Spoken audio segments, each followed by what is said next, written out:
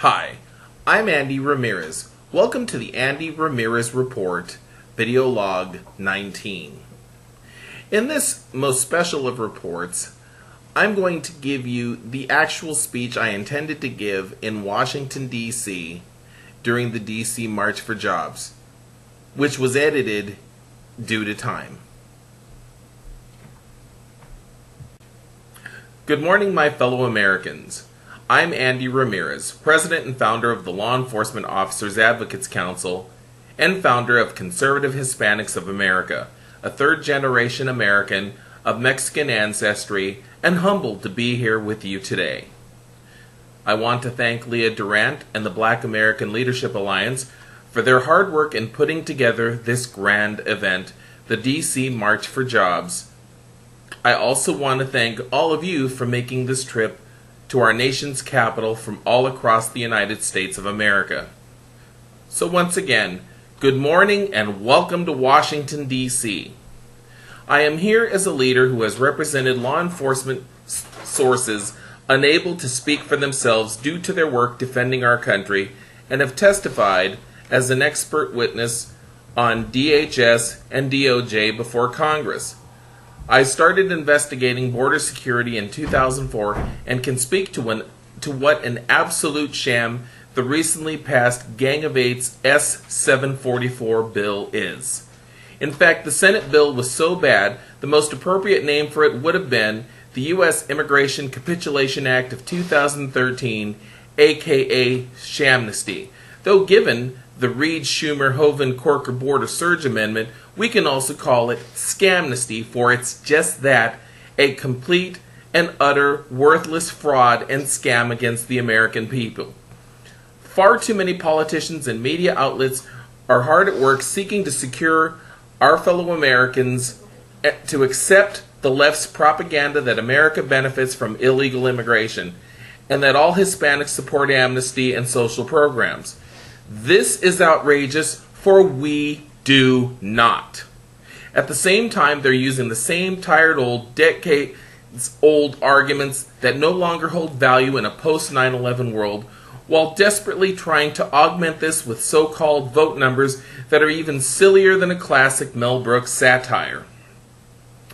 In watching the Senate hearing and noting who was testifying, which included a representative of the National Council of La Raza, aka the race, as well as a self-admitted illegal alien, it was very clear to many conservative Hispanics that the fix was in where amnesty was concerned.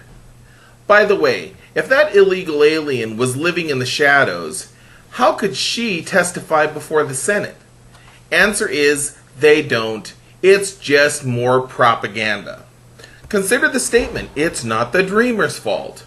Perhaps, but their parents knowingly violated U.S. immigration law.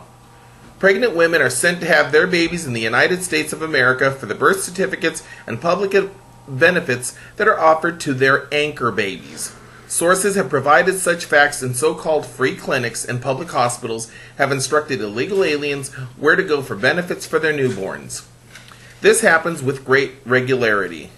Yes, you got it, more propaganda. Here are a few facts so you understand that what is taking place is without question primarily orchestrated by the Mexican government, though there are others involved. You're Mexicans who live north of the border. 1998 President Ernesto Zedillo said to Mexican Americans. He also said, the Mexican nation extends beyond the territory enclosed by its borders. Remember back in 1938 when a Bohemian corporal named Adolf Hitler made the same claim about Austria and later the Sudetenland? We all know how that ended up. Question though, why is it now that Mexico uses the same 11 million number when for years they claimed up to 30 million? We know it's much larger, as there is no way to know who, what, or how many illegal aliens of all types have entered along our borders, coastlines, and waterways. Mexican President Vicente Fox called enforcement of American immigration law police persecution, and his government has also launched through its consulates in the United States, a campaign against American enforcement of the country's immigration laws. So now immigration is being deemed a civil rights issue?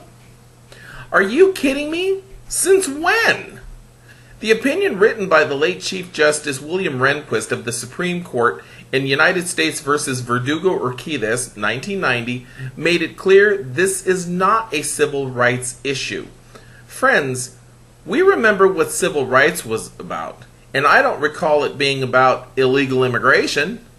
You see, that's just more propaganda to justify breaking the law. Heather McDonald's article in City Journal 2005 provides a glimpse into the activities of Mexico's government in implementing that country's sovereignty-sharing agenda.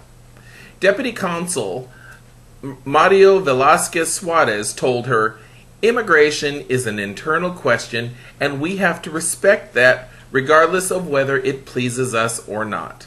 This statement, says McDonald, is utterly false, since Mexican diplomats are busily engaged in massive and almost daily interference in American sovereignty by shamelessly promoting entry by its citizens into the United States in violation of American law and by attempting to normalize the status of Mexican illegal aliens once here in violation of the will of the American public. Mexican diplomats are doing this by engineering their own backdoor amnesty while trying to discredit American enforcement of its immigration laws, a campaign well beyond the bounds of accepted diplomacy.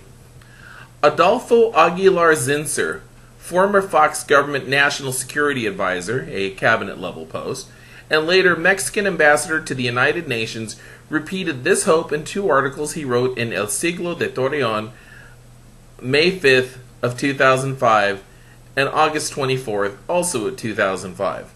Aguilar Zinser hopes that a growing Mexican and Mexican-American population north of the border will allow Mexico to make common cause with the American left, who he identifies as liberal Democrats, unions, and civil rights and social movements, in order to influence American policy in the best interest of the Mexican elites. Yes, Mexican elites, the very corrupt oligarchy that has long run Mexico, that though their agents here today, and through their agents here today, are trying to replicate in the United States what so many American ancestors thought they left behind, including mine. I have lost count of the number of published articles or television news reports labeling supporters of illegal immigration to be human rights activists. Yet, have any of these activists been noted for their opposition to the great human rights abuses taking place at the hands of those foreign governments or smugglers in control of our borders for about a decade now? Yet anyone who speaks out against this is publicly called a racist. In fact, these same human rights activists have labeled me, Andy Ramirez, a coconut, vendido meaning race traitor, and countless names that cannot be repeated. I've even been accused of being a casa inmigrante, meaning immigrant hunter, for standing up as an American against illegal immigration. But it's okay for Mexico to secure their borders, which they did with the help of our own Department of Homeland Security, and specifically U.S. Border Patrol, though they scream and shout loudest when we merely seek to do the same here in the U.S. Keep in mind that what crossed the borders back in the day is not what crosses today, given who actually has controlled the borders the past decade, and that sure isn't any U.S. federal law enforcement agency. Now back to an agency that few civilians have a better understanding or knowledge of, thanks to my mentors among the retired officer corps. The United States Border Patrol was led by David Aguilar from his official ascension, June 2004, ultimately through his ascension to the position of CBP Deputy Commissioner and eventually Acting Commissioner, prior to his retirement earlier this year, 2013. He is the key player and handpicked all top U.S. Border Patrol managers personally, well documented as cronies and like-minded individuals. How else can one explain Carlos Carrillo, Victor Menjades, or Mike Fisher, and other agents who have gone to the top of the agency? Aguilar actually stated to the agents in Tucson sector in June 2007 he did not care about the 11 million illegal aliens already here, and this fact was documented by Aguilar personally. Of course not. He bought into amnesty years ago, and since 2004, destroyed the very agency responsible for securing America's borders. He was there under both parties' administrations, so has nearly every manager at U.S. Customs and Border Protection, as well as Immigration and Customs Enforcement, or ICE. CBP and Aguilar sandbagged border technology that was proven effective, implemented money pit failures that raises questions to this day, which have yet to be asked by Capitol Hill. He played shell games with manpower as he saw fit, purged the experienced agents who wanted to do their job, and followed the tradition of honor first, which he wrecked since ascending to the top of the patrol and CBP, and gave the Mexican consuls access at will to U.S. Border Patrol sectors and stations, which, given the corruption, is akin to giving a bank robber the keys to the vault at the bank. And finally, it was earlier this year I exposed what was described to me by sources as a chilling message to U.S. Border Patrol agents, displayed for agents on internal closed-circuit TV monitors in the San Diego and Tucson sectors, was a slide demanding obedience. Yes, that's right, obedience. And the word obedience was defined on the official TV screens and monitors as quickly and cheerfully carrying out the direction of those who were responsible for me. Cheerfully? Cheerfully? This happened right before the Gang of Traitors bill was dropped on the American people. And it's no coincidence, since it was right about the time of Aguilar's mandatory 57 retirement. Experienced agents have had hours cut, can't work past 8 hours, and are ordered to cease what is known as cutting sign tracking method, as well as any pursuits, have been prosecuted for doing their job, while DOJ and DHS have protected narco and human traffickers. Agents have even had their safety compromised by being ordered to carry non-lethal loads such as beanbags, which has led to the murder of agents, including Brian Terry, whose family still waits for justice, as well as ICE agent Jaime Zapata. And for those who don't believe that Janet Napolitano was involved, that Eric Holder wasn't involved, and that President Barack Obama was not involved, I've got another one for you. Things like this do not happen without the president's knowledge, because nobody in services such as an attorney general or other cabinet official, such as the Homeland Security Secretary, are going to risk future appointments and positions by playing that game unless the get out of jail free card is there for them. It's very clear where that leads to and who is involved. Congress needs to get back on the ball with that. If Congress wants to reform something, and I'm speaking to Speaker Boehner in the House, kill all bills.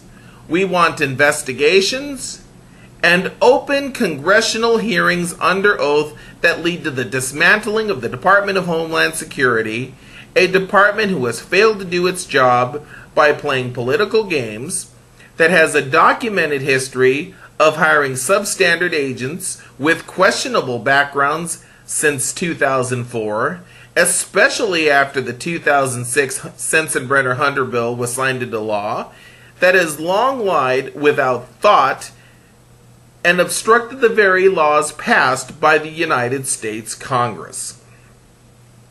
The time is now. Kill the bill. And reform DHS. Thank you all. God bless you all, and God bless the greatest country on earth, the United States of America.